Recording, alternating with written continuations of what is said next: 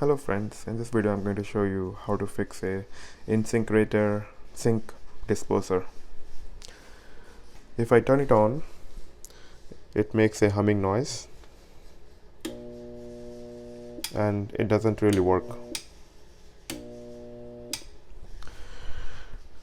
So there could be two possibilities. One is the motor is actually burned out and it is not able to rotate the blades.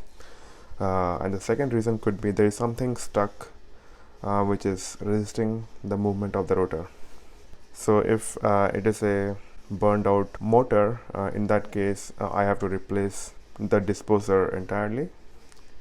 So I'm going to first see if it is a stuck rotor or it is a damaged rotor. To check that, I will need a Allen wrench that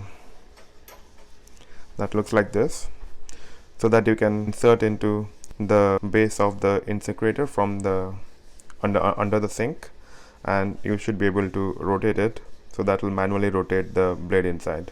So the problem with my setup is the drain pipe is right under the disposer, so I have no space to insert this Allen wrench. So the other option I found is to use a disposer jam buster wrench. So it is slightly angled, that helps me to insert it into the disposer under the sink, even though I have a drain under it. So if you can see here, that's the hole where I have to insert the jam buster wrench, and see if it works. Yeah, it fits perfectly, and now I'm going to rotate it.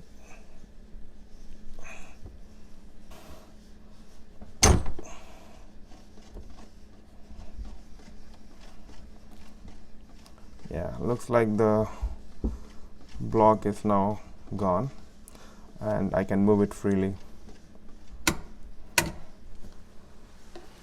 So let me run some water and see if it works.